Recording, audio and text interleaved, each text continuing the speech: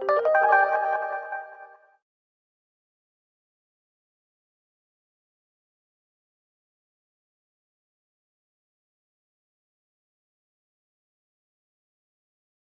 high time we started. I'm Allison Stanger, Director of the Rohatyn Center at Middlebury College, and it's my great privilege to welcome you to the second event of Middlebury College's 2006 Charles P. Scott Lectures on Religion, Nation, and the State. The series is co-sponsored by the Department of Religion, the Charles P. Scott Fund, Atwater Commons, and the Rohatyn Center for International Affairs. The creative force behind this series is a dynamic duo, Larry Yarborough, Tillinghast Professor of Religion. I saw him here earlier. Just like to tip my hat to him. Is he here? I'm here. Yes. Larry Yarborough, Tillinghast Professor of Religion, and also Walker Connor, Distinguished Visiting Professor, and both are professors at Middlebury College. We are in your debt. It gives me great pleasure to introduce my friend and newly tenured colleague, Erik Bleich. Erik is Associate Professor of Political Science at Middlebury College, where he teaches courses on European politics, comparative politics, and various aspects of race and ethnicity in politics. Erik was executed.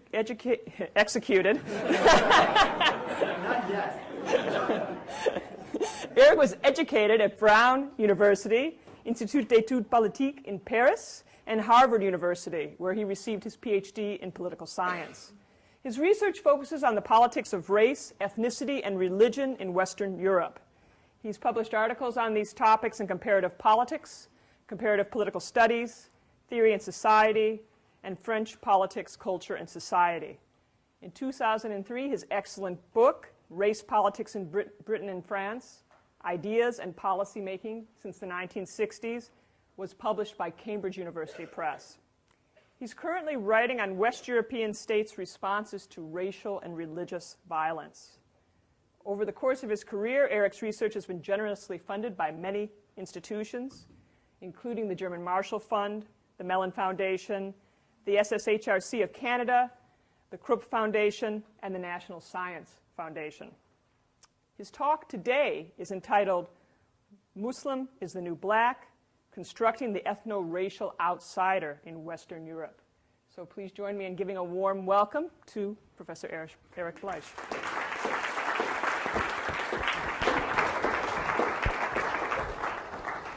Thank you. Before I begin, I also want to take a moment just to thank, first of all, Allison Sanger for that nice introduction, and also Walker Connor and Larry Yarborough for inviting me to take part in this series. Many of you know that in the fashion world, black is usually in. But if you know this, then you probably also know that in the world of race relations, black is usually out. Dark skin has been associated with lower social status in most parts of the world for centuries. Histories of racism don't always begin with the story of blackness, but any history of racism worth its salt focuses prominently on the legacies of encounters between European explorers and sub-Saharan Africans.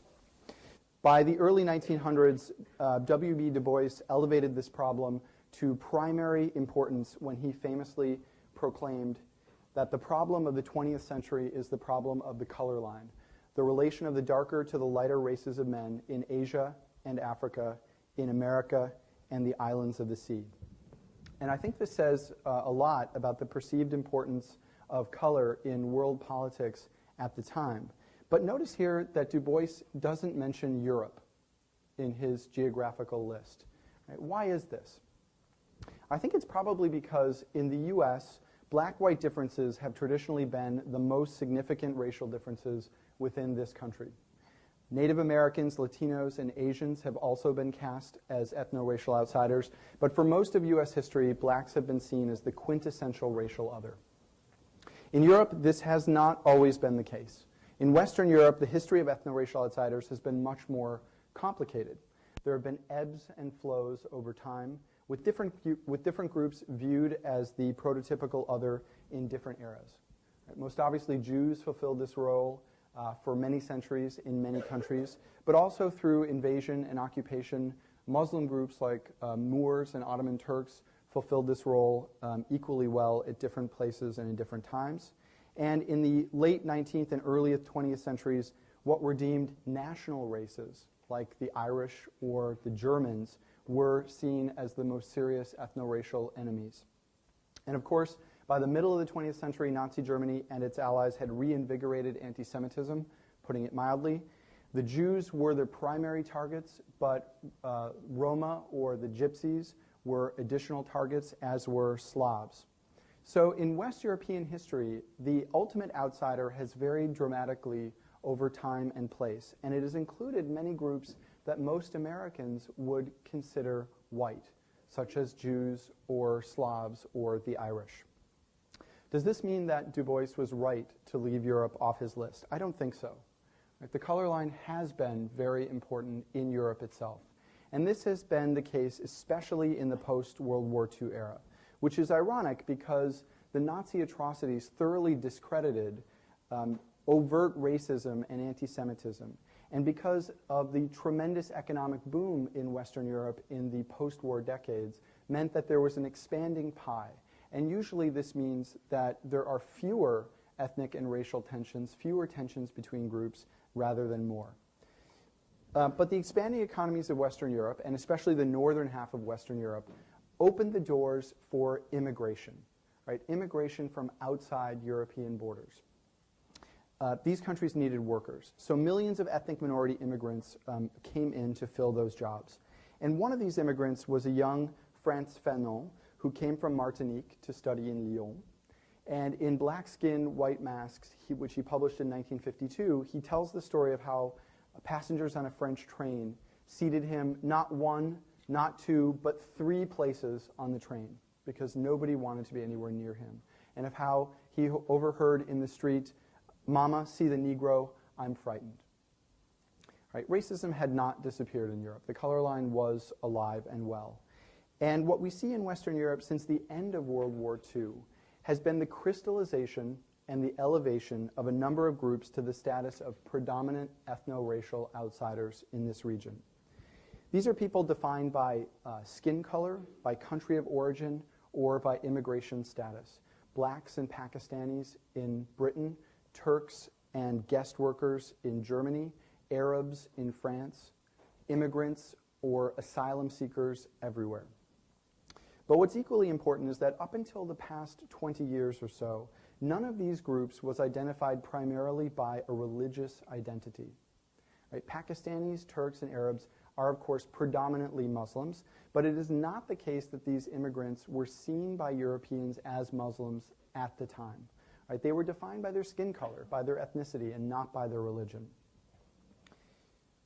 My thesis in this talk today is that we are now witnessing the rise of the Muslim to prominence as a co-equal, quintessential, ethno-racial outsider in Europe.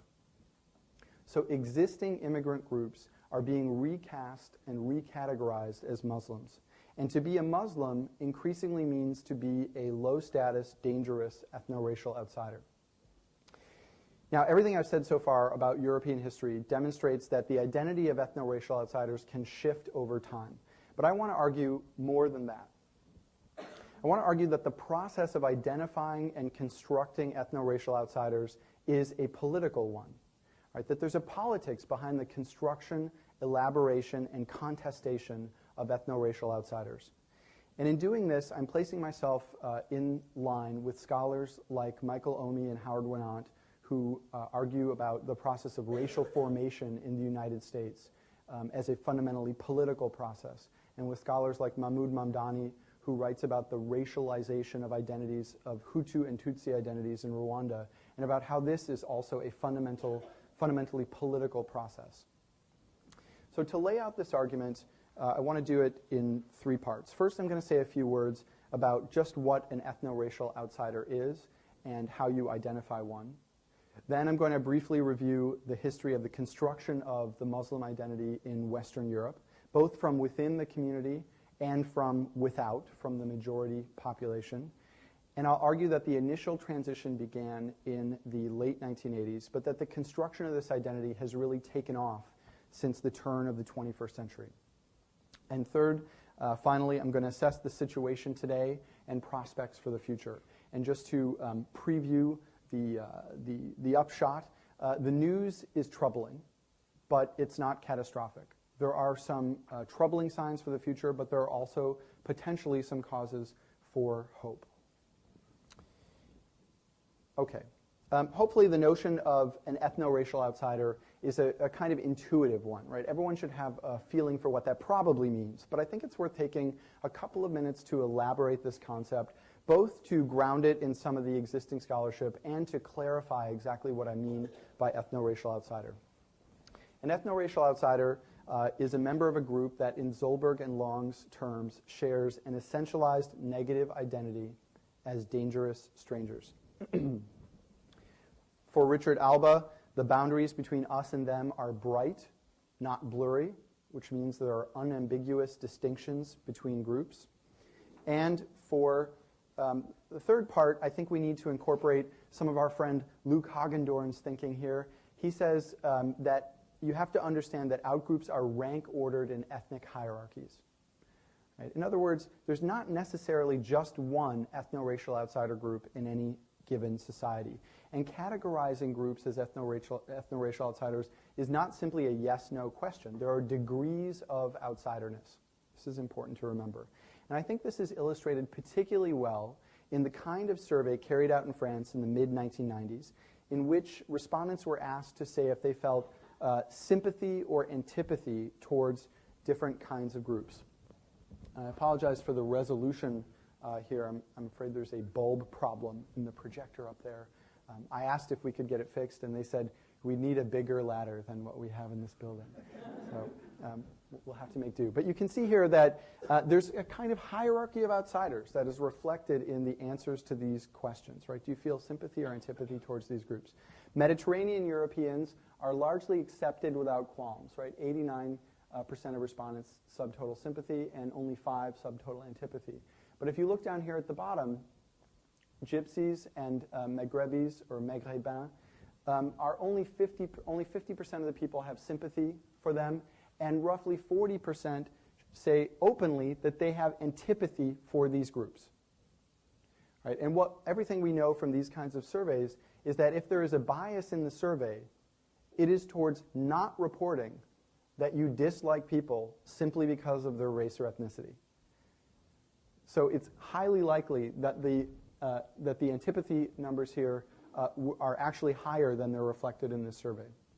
And I think one other way to think about what this means for people at the bottom here is that Frantz Fanon, remember his experiences in 1952? What group is he a member of? He's French West Indies, right? He's up here. So if he's experiencing what he experienced in 1952, what are these people experiencing down here in terms of their interactions on a daily basis? Now, looking at this data, I want to highlight 2 crucial things. First of all, to be an ethno-racial outsider, you don't have to be a complete pariah. Right? There does have to be a negative identity associated with the group. You do have to be seen as a stranger and as somehow dangerous. But often what is equally important is the question of which groups are on the lowest rungs of the hierarchy in a given society. Second point, seeing the kind of sliding scale here of insiderness and outsiderness should remind us that the boundaries, whether bright or blurry, that separate groups, that a group's essentialized negative identity and that its placement on this hierarchy are not fixed throughout time. Right? They're subject to political action. Okay, with that in mind, what has been the history of Muslims in this ethno-racial hierarchy in post-war Western Europe? Well, in the immediate post-war era, Muslims, as I've said, were hardly on the ethno-racial map in Europe at all. It's important to remember that the end of World War II ushered in an era of accommodation in general church-state relations on the continent. Right? Religious tensions that had been extremely acute at the turn of the century in France, extremely acute in Spain during the Civil War, and extremely acute in Germany, obviously, during the Nazi era, were generally settled, or at least tamped down, in the decades that followed 1945. And it was in this context that Muslims began arriving in significant numbers in a number of countries in Western Europe. They came principally from North Africa, Turkey, and South Asia. Now, estimates of Europe's Muslim population today are speculative.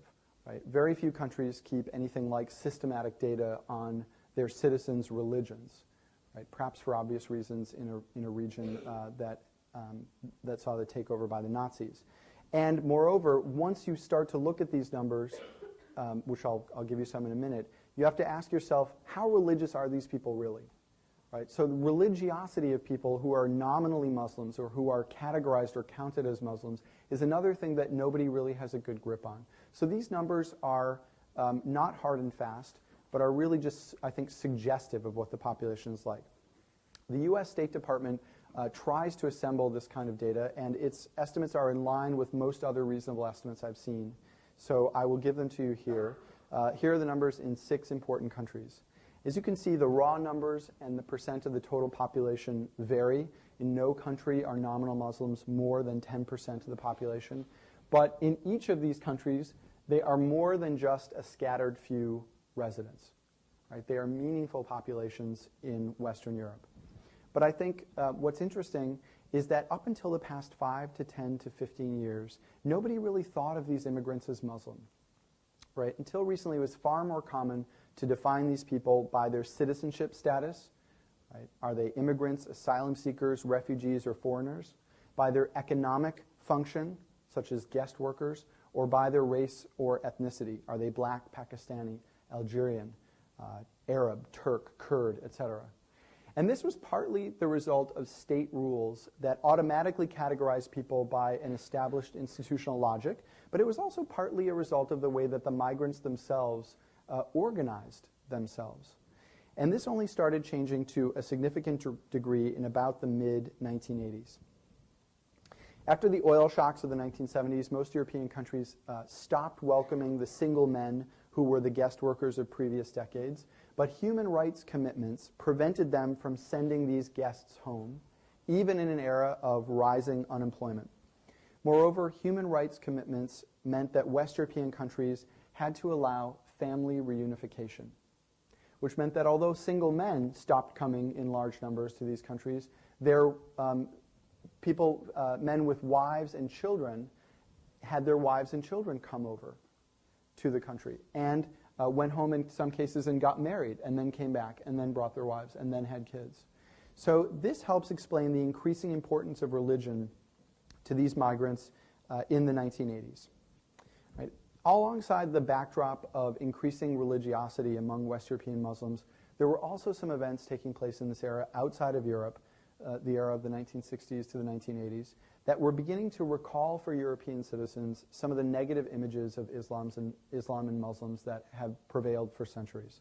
Wars of decolonization in North Africa in particular, wars in the Middle East, the hostage-taking and killing of Israelis at the Munich Olympics, the 1979 Iranian Revolution and hostage-taking, the 1981 assassination of Egyptian Prime Minister Sadat by Muslim fundamentalists, the early 1980s hostage-takings and sometimes executions in Beirut.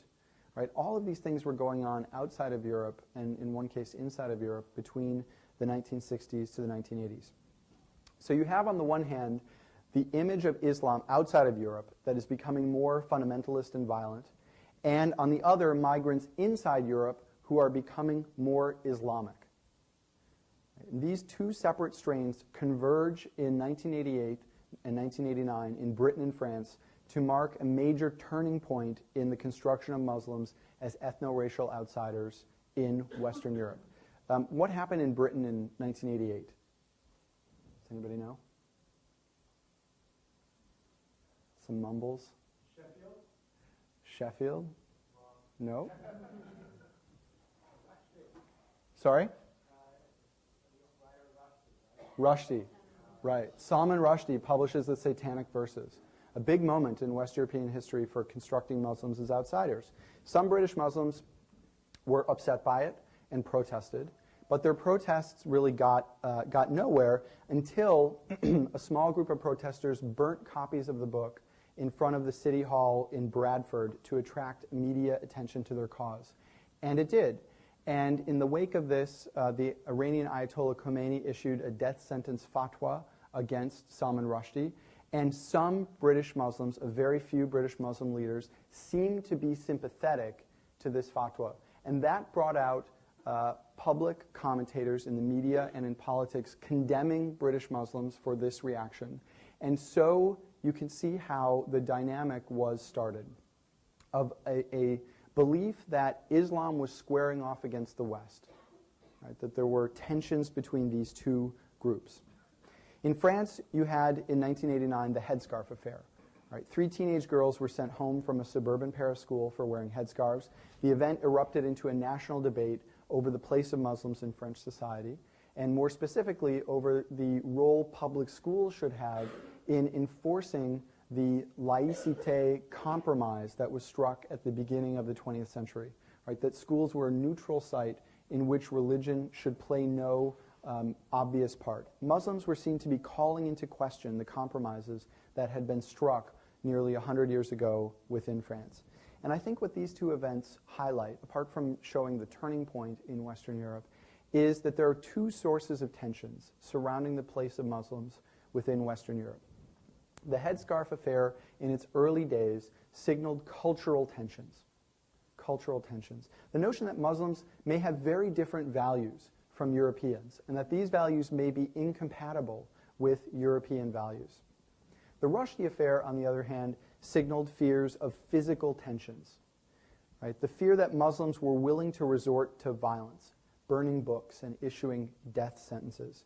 To my mind, both of these fears are overblown, but I think it's important to understand them because they are the building blocks for the construction of Muslims as ethno-racial outsiders.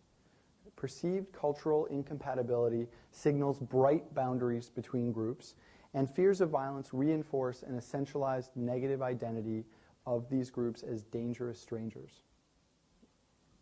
So what happened next? Over the course of the 1990s, there continued to be some national level incidents that raised this kind of specter of tensions across both cultural and physical boundaries between Muslims and non-Muslims within individual West European countries.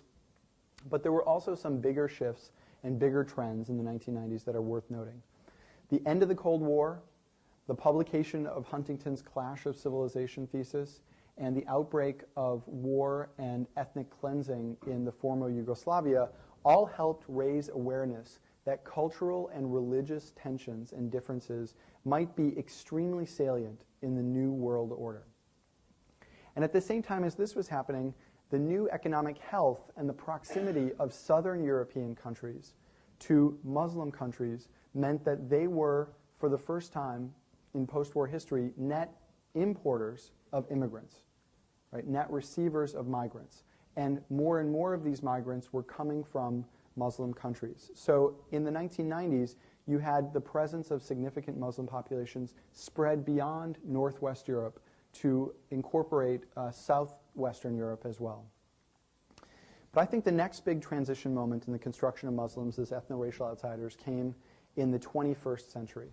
And of course, it's tempting to think of one event as the watershed event of the beginning of the 21st century, 9/11. And it is an important event, but I think it was preceded by another seminal event in the beginning of the 21st century. And I wonder if anybody can make a stab at what that was.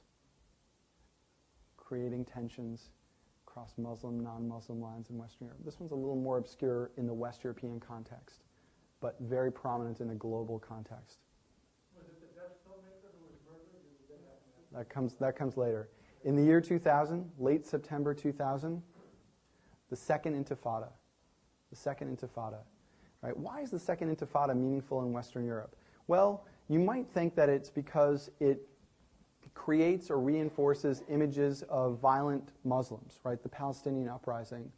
Here you have more images of violent Muslims. But actually in Western Europe, if anything, the Palestinians tend to be seen as the victim group in that context, right? In the Middle Eastern context. So that's not really what was important for West European construction of Muslims as ethno-racial outsiders. What was more important was that in the days, months, and even years following the outbreak of the Second Intifada, there was a notable rise of anti-Semitic violence within many West European countries. It was particularly intense and lasted particularly long in France, Germany, the UK, Belgium, and the Netherlands. A controversial 2003 report commissioned by the EU attributed part of the violence from the 2000 to 2002 period to, quote, young Muslim perpetrators. This didn't resonate everywhere, but it did resonate in some countries, particularly in France, where French official government sources also confirmed this finding. The other side of the story, of course, is that there have been plenty of attacks against Muslims across Europe, and these especially in the wake of the events of 9/11. The EU put out a parallel report on Islamophobia, which examined the extent of these attacks. So there was increasing evidence and increasing publicity given to physical violence across Muslim, non-Muslim lines, where the fact of being a Muslim was seen to be something that motivated people to violence, or was seen to be something that was used as an identity for people who wanted to target their violence against these groups. So the Muslim, non-Muslim lines seem to be very important. And of course, the terrorist attacks of 9/11, the 3/11/2004 train bombings in Madrid, the November 2004 assassination of Theo van Gogh in the Netherlands, the 7/7/2005 London subway bombings, all helped to contribute to the sense of Muslims as an unassimilable, dangerous, ethno-racial outsider group. What you see if you look at some of the attitudinal polling data in Europe is that, in general, from the 1990s on, Muslims tend to be at or toward the bottom of the list of ethno-racial groups. In the same French survey we saw above, there was another question about whether respondents thought there were too many of certain categories of people within the country. And as you can see here, Muslims and Arabs were the only two groups seen by a majority of respondents to be too numerous. In a 1999 European Values Survey, respondents were asked which groups they would not like to have as a neighbor. Right? I'm going to name some groups. Tell me which of these groups would you not like to have as a neighbor. I think this table is fascinating. Right? There's just so much to unpack in this table.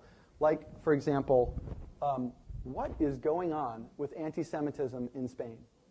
I mean, it's off the charts. So there's so much to talk about in this table, but I think it's important to focus on a couple of things for now.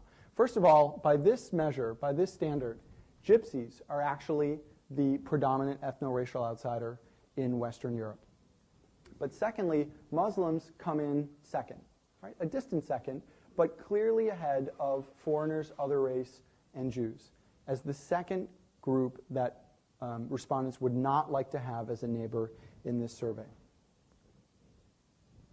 Just as important as this survey data is survey data from more recent years. Unfortunately, there hasn't been, at least as far as I've seen, any comparable cross-national survey data of this nature since 1999. But there is information available from within some countries in the immediate aftermath of terrorist attacks. And as you might expect, attitudes towards Muslims become markedly more negative in the wake of these kinds of attacks. A BBC poll of Muslims found that 30% of respondents felt hostility or abuse directed at them or at members of their family in the weeks following September 11, 2001. Following the March 11, 2004 bombings in Madrid, an astounding 19% of those surveyed in Spain said they favored expelling Moroccans from the country. In the Netherlands, a poll taken within 10 days of the assassination of Theo van Gogh revealed that fully 40% of Dutch people polled expressed, quote, the hope that Muslims no longer feel at home here. These are pretty strong reactions. And I'm happy to report that they are immediate reactions in the sense that these levels of hostility and negativity go down in the months and years that follow these initial polling numbers. But I think what's important to stress here when, as I've told this story of how Muslims have been conceived of in post-World War II West European history, is that it's not immediately obvious what the interpretation of these kinds of events should be. Right? What does it mean when these terrorist attacks happen? Is it true that a religious identity mattered most to the perpetrators? Or did a political identity matter more? Or did a national identity matter more? Or did the psychological makeup of the perpetrator matter more to why these acts happen? Right? It's also not clear if the perpetrators stand for a whole class of actors, like all Muslims, right? these perpetrators are Muslims, and therefore all Muslims are implicated, or whether they stand for a very narrow set of actors, like radical, fringe, extremist Muslims. Right, so all of these kinds of things in the wake of these terrorist events require interpretation. And I think that's why it's important to recognize that ethno-racial outsiders are constructed. All right, just emphasize this point. They're constructed. There has to be some raw material to work with, but the interpretation of events by media, political, and civic elites is extremely important.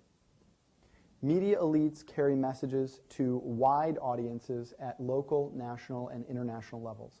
So the Italian media, for example, has come under a lot of fire in recent years. Both the EU and the Open Society Institute independently observed that after 9/11, coverage of Muslims was notably negative in that it, quote, reaffirmed Islamic stereotypes, Islamophobic stereotypes.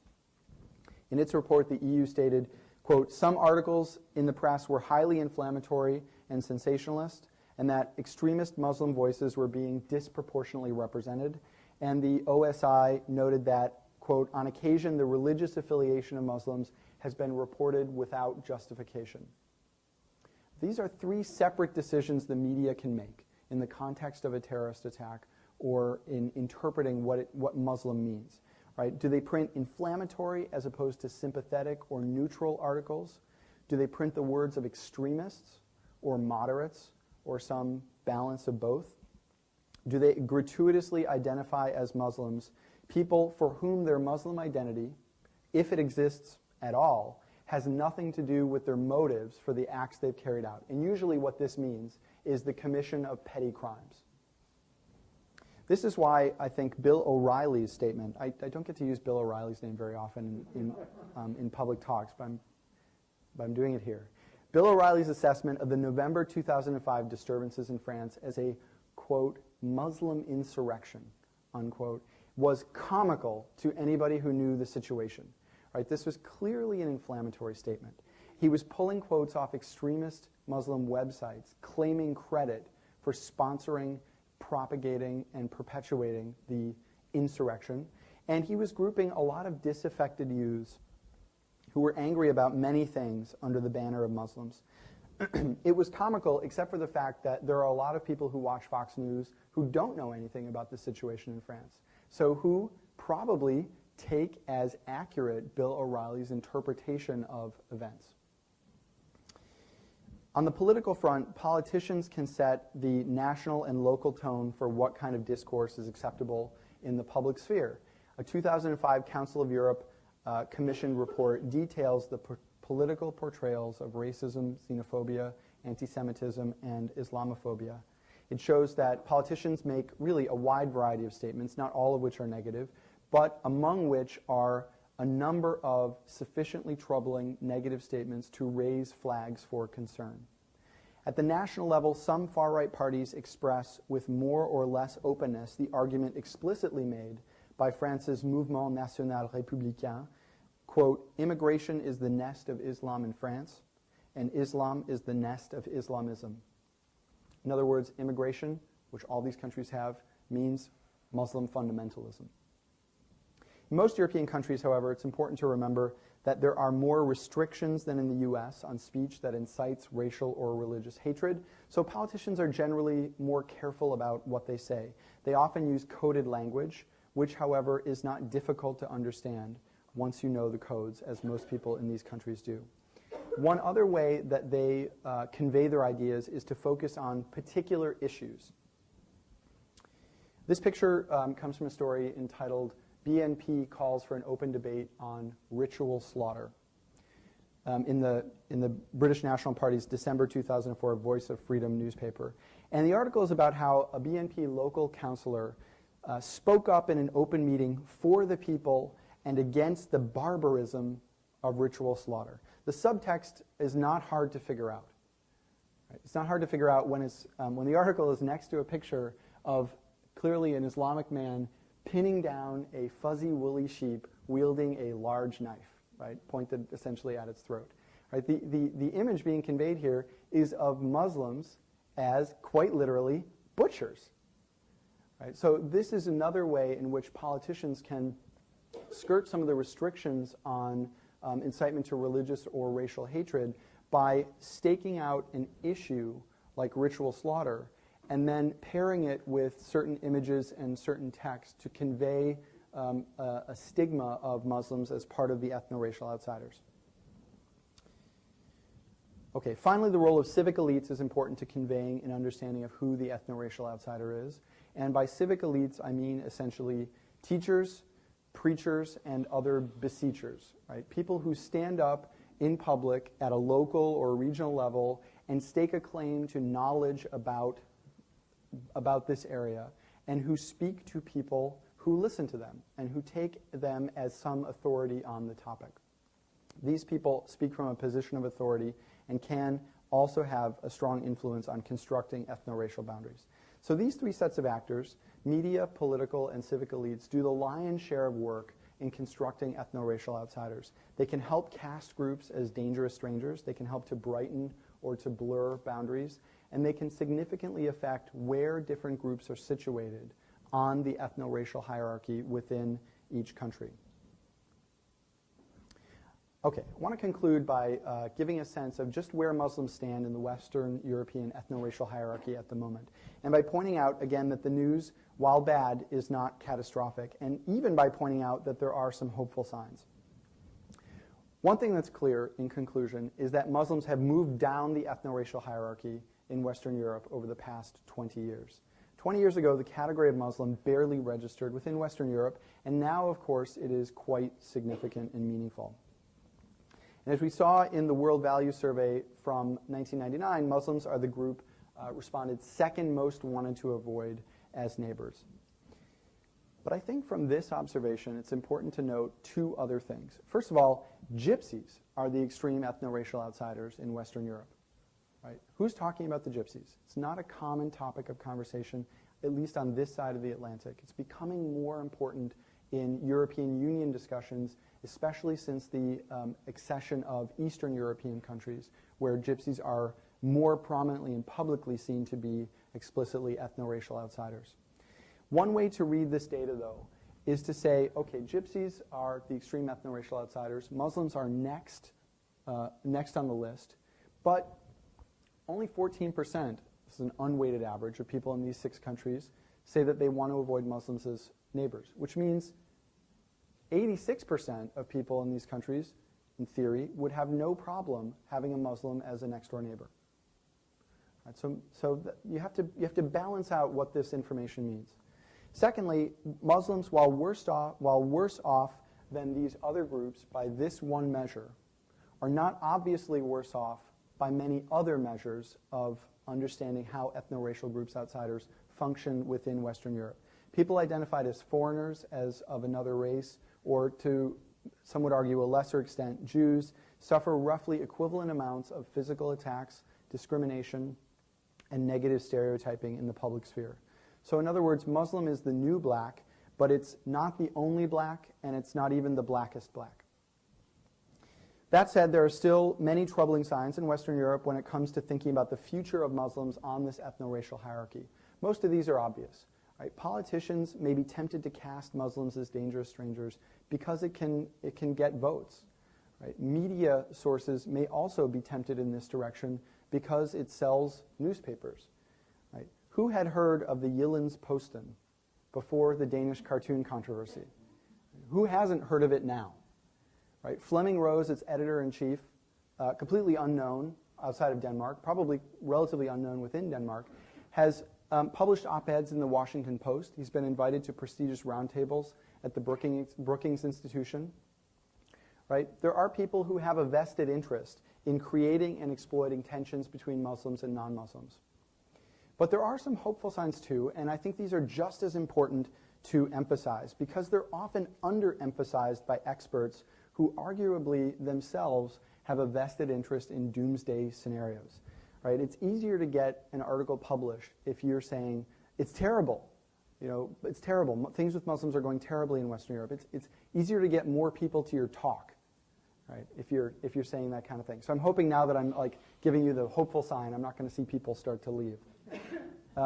Okay, so there has in fact been remarkable restraint among most political and media leaders in light of everything that's happened in the past 5 years. Most politicians and media leaders and civic leaders have been quite moderate in their attitudes toward Muslims within Europe. There is a real desire among many people to avoid clash of civilization scenarios within Western Europe. There have been innumerable examples of interfaith initiatives at the local, regional, and national levels. And in November 2005, EU report lauded members' and citizens' responses following the 7/7 attacks in London. The report stated, quote, "The lesson of 7 July is that strong, coordinated action by all stakeholders works effectively." Things did not spiral out of control. They actually were handled relatively well. Moreover, even as the world has come to grief over the several highly negative depictions of the Prophet Muhammad in the Jyllands-Posten, it's important to remember that not all of the images were negative. And I want to show 2 of them in particular, and I apologize in advance if these offend anyone who believes in the total prohibition of depictions of the Prophet. On the left here is a straightforward image of Muhammad as a kind of shepherd figure. And when I first saw this one, I thought, okay, sort of like Moses, sort of like Jesus. Right? In other words, this image of Muhammad sits squarely in the Abrahamic tradition, signaling, one could argue, the compatibility of Islamic heritage with Judeo-Christian heritage. On the right, the image is not of the Prophet, explicitly not of the Prophet, but of a schoolboy named Muhammad. And you can tell from the overwritten text here, if you can read it, that I got this image off of a conservative website. And I wonder if you can actually read what's written down here. This is just describing that it's actually not the Prophet. But this says, "We think Lars Raffen, pardon my Danish pronunciation, is a coward who does not understand the seriousness of the Muslim threat to free speech." All right, so just pulling this image off the website, you get a sense of, there is ethno-racial outsider construction going on in this text, right? The authors of that line are saying all Muslims threaten free speech, and anybody who does not stand up to that is a coward. Right? So the construction works in every sentence uttered about Muslims. One way to read this cartoon, apart from this way, is to say that this is an immigrant child. Right? An immigrant child who is both cheeky and savvy enough to thumb his nose at the media. Plus, look at his clothes. Right? And the word in the center of his shirt there is actually the future. By implication, this boy is not sheltered, not conservative, not fundamentalist. In other words, he's probably a relatively well-integrated Muslim child. I think the upshot of the evidence from across Western Europe is that there is a mixed bag of signals today. There is some cause for serious concern, but also some cause for hope. Right now, I think Western Europe is at a crossroads. Things could get worse for Muslims, or they could get better. And I think that this reinforces the point that ethno-racial outsiders are constructed categories, and that how they are constructed or deconstructed is a political process. And so I would argue that it's vital to keep an eye on who is doing the work of constructing Muslims as ethno-racial outsiders, who is fighting those images, and who is winning and losing those political battles. Thank you.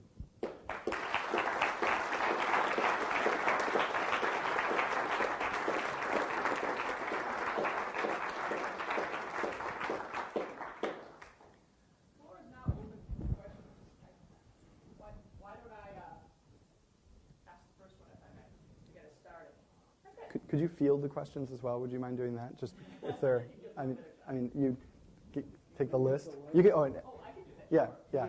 I didn't mean field them in that sense. Sure. That was a fascinating talk, and I really have 2 questions that relate to your figures on gypsies that you just at the end of your concluding section. I'm wondering 2 things. One, do you have figures on what percentage of the population gypsies represent in each of the countries listed in that table?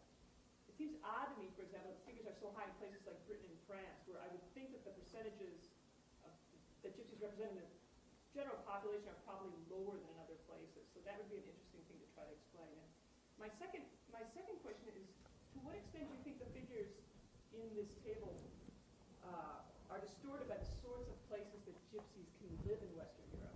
I'm thinking, for example, of gypsies dwelling in caves outside the city of Granada in Spain. do you think that these high figures perhaps could reflect a general human desire not to live in a cave or not to live on the run or that sort of thing? I'm curious what you would think about that. Okay. On the first question, I don't have data on what percentage of the population gypsies are. I would guess that they would be lower than the Muslim population in most of these countries. I'm not sure about many Eastern European countries. There, I would guess that they might be higher.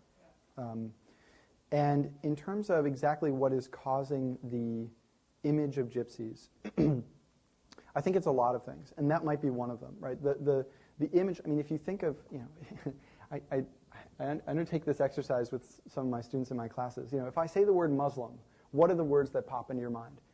Word association. If I say the word gypsy, what are the words that pop into your mind? Right?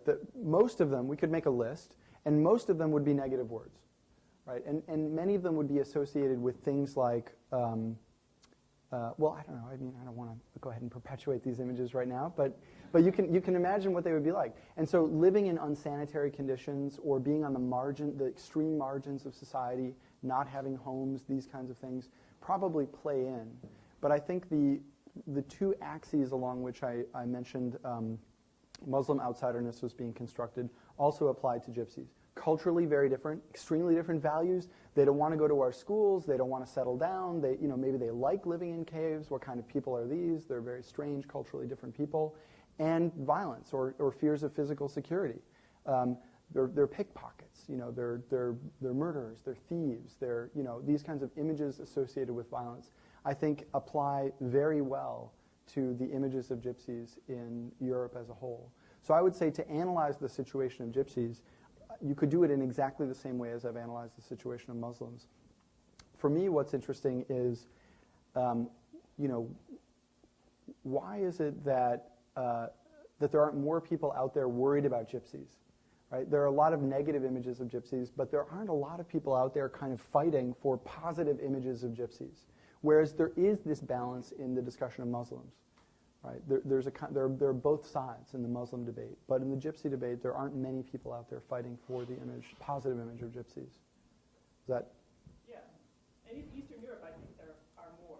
There are more, right? There are more NGOs and. But it'd be interesting, for example, to ask this same question of Middlebury College students to see how they know for a while. It'd be a fascinating comparison. Yeah, it would. Should I field the question, or do you want to go? Up to you. Okay, I guess I'll do it because I have the vantage point here. Start over here. I want to point out that this morning I actively avoided using the term feeling gypped in email. I was curious about Europe's relationship with India in the last 10 or 15 years, where violence between Muslims and Hindus has gotten so much media attention all around the world, really, and where a Hindu far-right party attempted to sort of rewrite Indian history and sort of write any kind of legal toleration of other religions out of their history, etc. I'm curious because you have a sense of how any of this is received in Britain, in particular, where the civilized members of Indians both Hindu and Muslim Indians. That's a good question. I don't know the answer to that, and not knowing the answer to that implies to me that it didn't register quite strongly on the political or media agenda. So these things are reported. Obviously, if there's a riot anywhere in the world, it's going to be reported. But I don't know that there were, in the public mind in Britain, which is to say among the majority of Britons, as opposed to people from that city who belong to the different ethnic communities that come from that city. Those people are probably more affected by it. But in general, I don't think that it registered very strongly in Britain, or that it has. Okay. A wrinkle on Alison's question about the reaction in France. One source of it may be that there's a very unpopular law that requires townships of a certain size, not very large, to supply campgrounds with electricity and water. And a lot of townships don't like that. So that would be one source of it. My question, I want to go back to, there were two things I think that you mentioned that have an impact on the figures that show up in a poll. One is the presence of the group that's being talked about in the country, and also events maybe the months before before the poll was taken from my class. And my question goes a little bit to whether there are hierarchies within these groups as well. You started to say that people looking at outside Google will establish hierarchies. So I'm wondering about within. And the reason I'm asking is that I was quite surprised by the figures on Arabs and blacks in France. My sense is that's changing, and they will be changing with the recent violence. And that what the press skirts it somewhat, at least the respectable press does, but the sense is that sub-Saharan Africans were far more present in these events than was first believed, which would make them probably less Muslim, although maybe not all that much terminology.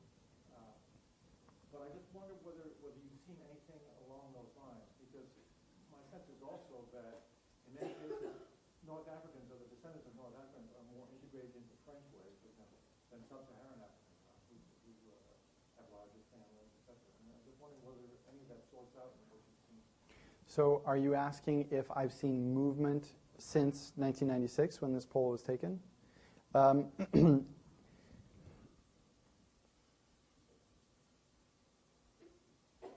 I don't know. I don't know that I could put my finger on anything specific.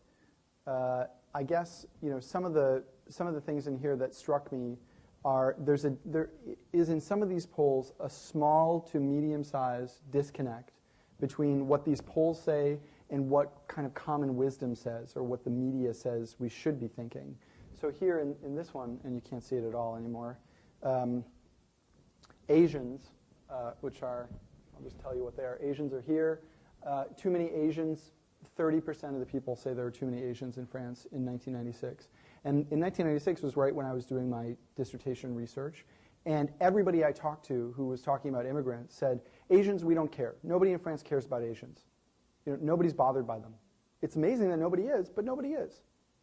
Right? So I think that there is some ambiguity in what these figures actually mean. And I bet if you took the poll again a month later, a year later, 5 years later, there'd be some shifting. But it's hard to know how much of that is just the randomness of different respondents and how much of it is trends over time. And I think what you need to do is have these polls every year for 10 years in order to figure out if there have been trends. So, have there been anybody moving up or down this hierarchy in the last, in the last 10 years? I think it's hard to say. And what about among groups that would be on that list? What do you mean? I'm not sure I understood what you mean by among groups. If you look at the history of America, blacks, Irish, Italians, there were hierarchies, there were tensions, there were competitions. I'm just wondering whether any of that shows up in data in terms of the groups that are being talked about on those lists. Say Arabs, for example,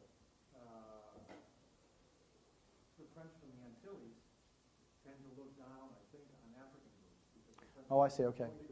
Okay. So how do the minority groups look at each other? Yes. That's a separate survey question. Have I seen that? I think I've seen that in some limited ways in some places. Usually, it's hard to get a sufficient sample of ethnic minorities in order to have the kind of statistically significant numbers that you need to really say, this is what we can say. But there are some more anthropological methods of going into communities and saying, okay, I'm going to get to know you, I'm going to live with you for 6 months, and then I'm going to start asking you questions about what you think about different racial or ethnic or religious groups in these societies. And that's where, on a more local level, you can get a sense of how different groups view other groups. And yes, each group, each individual has his or her own vision of what the hierarchy is. So when you're talking about groups, really what you're doing is just aggregating a lot of those individual positions. And I think you would see, it wouldn't surprise me to see that if you were able to do these surveys among minority groups, that first of all, they would be able to rank order other ethnic groups, and that the hierarchy might be in some ways similar and in some ways different from this national level one. Okay, I'm kind of sweeping over this way and then I'll sweep back. So Ira. In looking at the construction of attitudes towards ethno-racial groups, you're primarily talking about the majority culture in media, politics, and civic elite. Would you shift your focus to the civic elite and communal structures of the ethno-racial minorities and the impact that their statements and postures especially following violent events that may have impacted, either been perpetrated by a subgroup with it, or on them, shape their perception in the cultures. And Sure. Especially, I'm thinking of America and France in particular, and I believe there's a title of a book, When the Jews Became White, because clearly at one point the Jews were considered the outsiders, and then somehow found themselves inside, perceived as inside the majority culture, and how that might happen. Or you see that Sure. possibly happening within with this Muslim is the new black construct. Sure, sure. The book I know is How the Irish Became White. So if there's also one on Jews, then that's how everybody became white. Okay. Yes, I mean, I think when I talked about media and political elites, most of the focus I had was on the kind of host population, right? White people, essentially. And so I probably didn't make it clear that in those categories, it's relatively infrequent that a Muslim, in this sense, would be prominently placed enough in media organizations or in politics to, in mainstream outlets, have an impact. But it's not impossible. And more particularly at the civic level of civic elites, I definitely include in my vision Muslims. And I would say that the construction of ethno-racial outsiders is not just done by the majority, it's also done by the minority. And so how the minority in Western Europe responds to terrorist events or any of these other things matters a great deal. And there's a back and forth between who the media asks for their opinion, what it prints, what people in the minority groups are saying, and how they get the word out from their perspective. It's a kind of complicated dance. But certainly when the July 7th bombings happened in London, there was an immediate response by Muslim leaders to say, this is not us. These people do not represent us. And to get that word out as best they could as these civic elites. And I mean, some of these people are situated within media outlets, so in that sense they did it too. And there are some political elites as well that stood up and spoke. So I definitely view the construction as not only done by the majority, but also by the minority. And I think that minorities, I mean, not to sound, not to harken back to, well, okay, I'll leave that aside. I think that there is some responsibility that the minority groups themselves have to, make a statement about what's going on. Now, this puts a lot of pressure on minority groups, certainly, but creating the image of Muslims is not something that should be done just by non-Muslims, right? So Muslims have a responsibility in this context to, come forward and say, that's not how we want to be portrayed, this is how we want to be portrayed because this is who we are and this is what we stand for. So it's a political process, and the minorities themselves play a very important role in fighting this fight for the construction of ethno-racial boundaries. And just to make one additional point, silence on the part of the minorities in these situations can be just as bad as coming out and saying we accept or we applaud what has happened in these circumstances. Does that answer your question? Okay. Yes. Yep. Yep. If Muslim is like the new black, why do you think there has been an increase in people converting to Islam since 9/11? And I mean, why would you want to identify with the other, the unlike? That's a good question. I mean, I think partly there is an increase in some identification with Islam from immigrants it's hard to use terms to describe this because every term is loaded, right? But immigrants whose parents come from countries that are predominantly Muslim, right? Who, as second or third generation immigrants in the country, born there, raised there, were not particularly Muslim in any sort of personal sense before, who are becoming more and more Muslim. And the reason for that, well, it's complicated, but I think a lot of it has to do with the sense that, now everybody, I never really thought of myself as a Muslim, but now everybody's looking at me and thinking I'm a Muslim. So if I go to a party and it's the month of Ramadan and I'm not eating or drinking at the party, people are starting to ask me, are you a practicing Muslim? I might not be eating because I've just had the flu and I don't feel well, or I might not be drinking because I just had too much to drink last night, but people are assuming things about me that may or may not be true, And it's giving me the sense that, you know, I may be stigmatized in some sense, and that maybe I should fall back on that identity as something to fight that stigma with.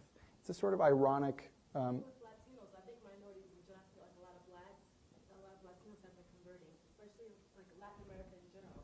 In Brazil, there's Okay. a large conversion in Rio. Okay, so you're talking about outside of. Outside of this ethnic, the group of Arab South Asians. Well, that's a good question. I mean, I think you would have to go into the countries and the mosques and start talking to these people.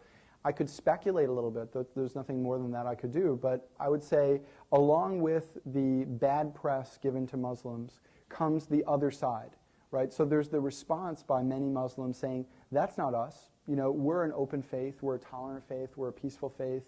And once you start to raise awareness of an issue, people start to look at it more closely, and maybe that's drawing some people in. Somebody once said, I don't care what they say about me as long as they spell my name right. So maybe there's a little bit of that phenomenon going on here. Yes?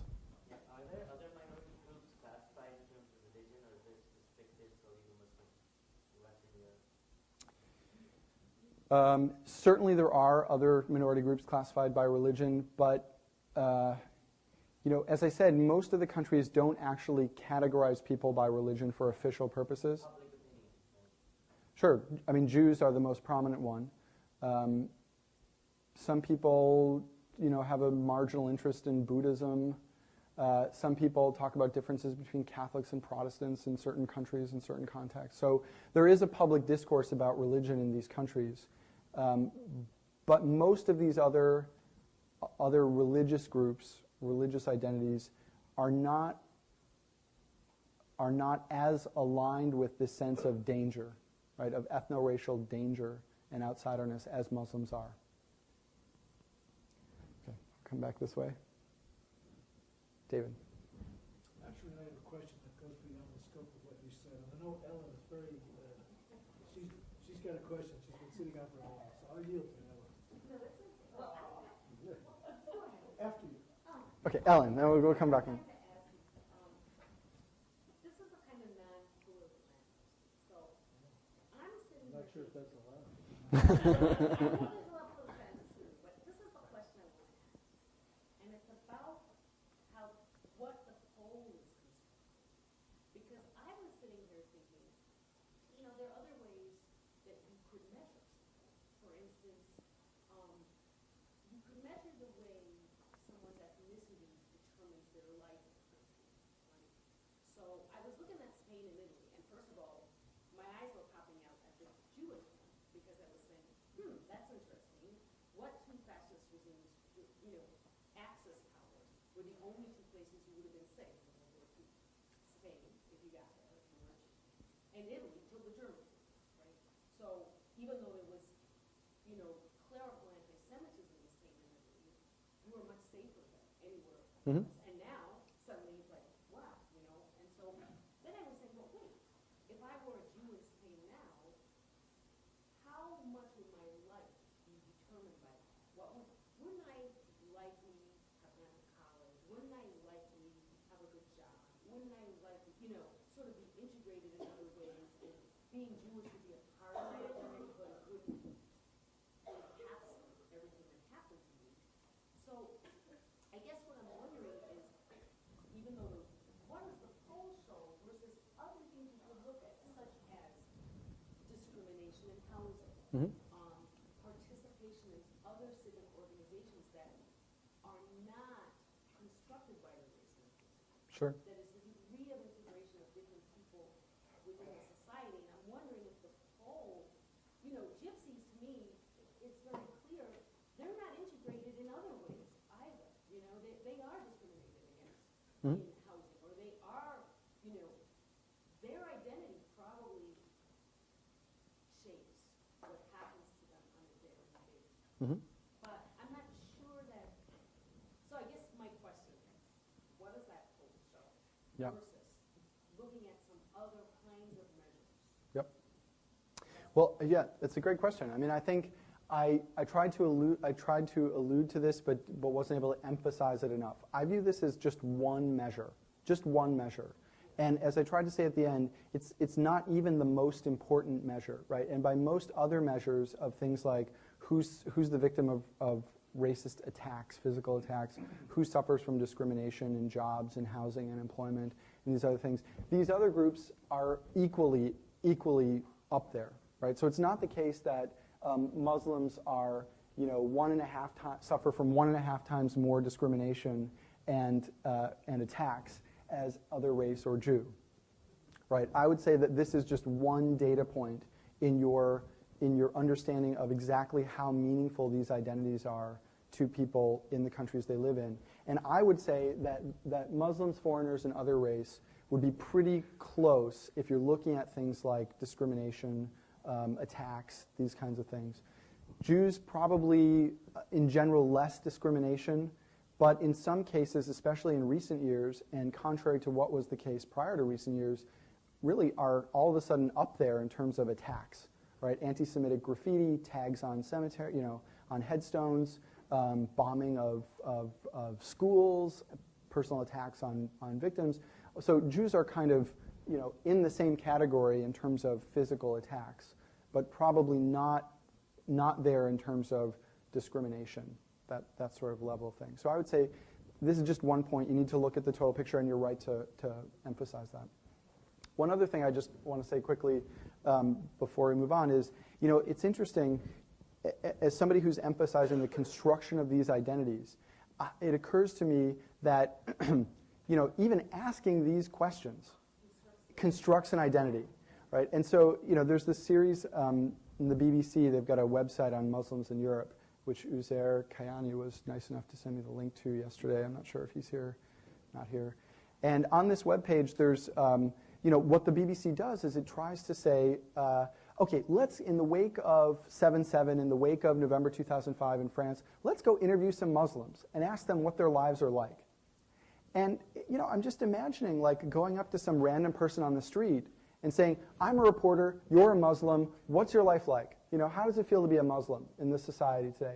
Well, that constructs that identity as well as, reflects the response to that question.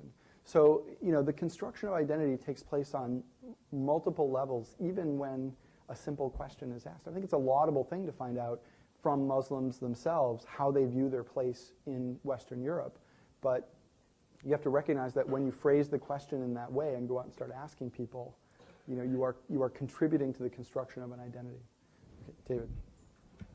Actually, Ellen basically said what I was going to say, and I was thinking through your talk that an old rhyme or playground chant, taunt, sticks and stones may break my bones, but names will never hurt me.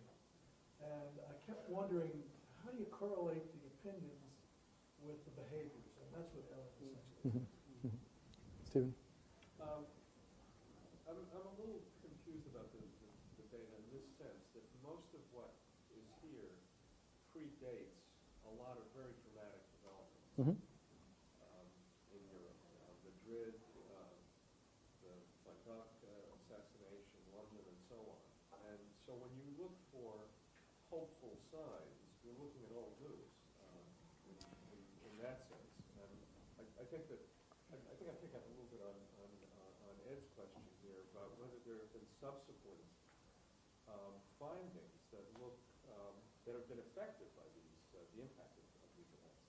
Yeah, well, I think that's a great question, right? We're going to have to wait for the 2009 survey to get the comparative data. But what you actually find if you look back at the 1990 data, 9 years before this data came out, is that Muslims were in, I think, 4 of the 6 countries marginally more negatively assessed than in 1999.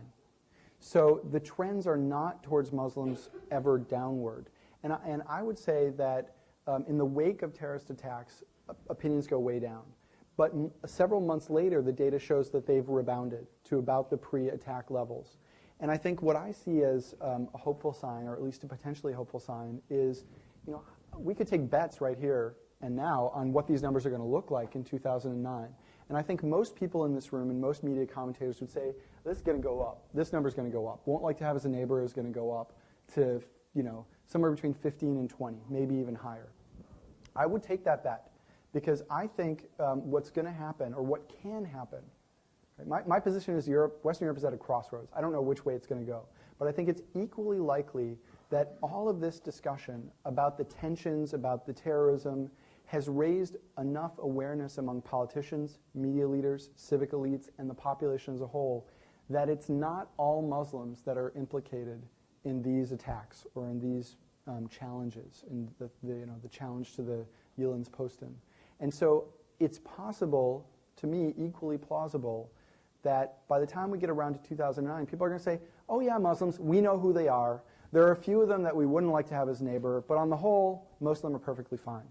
Legitimate, democratic, God-fearing, all good things that we are too. So sure, neighbor, why not? No problem. It's a guess. Okay. It's my chair, but I'm also now tenured. So what do I do? This is a question about the key term, construction. Mm-hmm. And I want to take what you just said, okay? The hypothetical good news report, 2009. Is that construction or non-construction? And what I'm after is, when you use the term construction the way you have, I'm wondering, does that imply that we are incapable of sharing an understanding of reality? That it is simply a matter of different perspectives?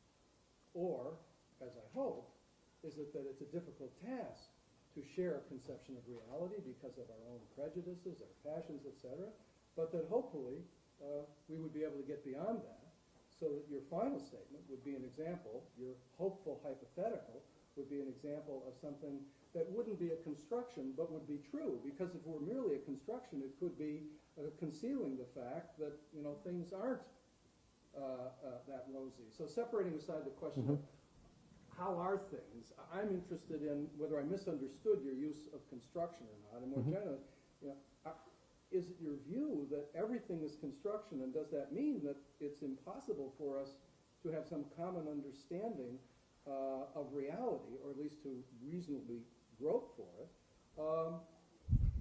Or did I misunderstand construction, and do you mean to imply that, well, those people that speak for their own, the Rileys of the world, may be attempting to impose a certain construction on us, but that if we really try hard, we can get beyond construction towards a common understanding of reality? I believe in reality. I believe in reality. I understand your use of construction. I'm glad to hear that. But the entire framework raised that question in my mind. By constructing, I guess what I meant was reasonable minds can differ. And so the construction of an image or a stereotype will be, reasonable and unreasonable minds can also differ, will be the sum total, the average, as it were, the kind of generalizable proposition of how these different actors argue what the image should be. So I believe that I have that image right. And I believe that a lot of other people have that image right too. I'm the hypothetical person here, right? You believe you have that image right. Others believe it too. But others who also believe that they have that image right believe something different from you.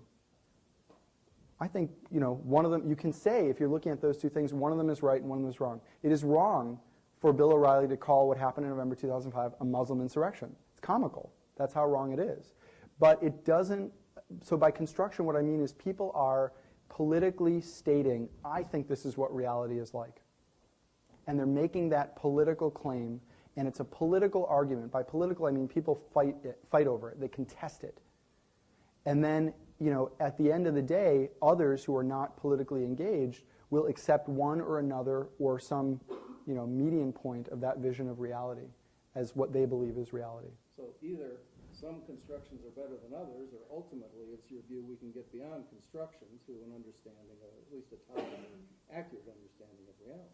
It's my view that if this, that it is possible to achieve a consensus on what reality is, that there will always be some people who don't agree with that consensus who will be sniping from the margins and trying to change the dominant view of reality.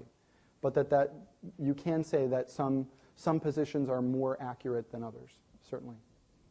On behalf of reality, I'd like Reality to of thank time. Bleich for challenging us to think about Thanks. Thank you.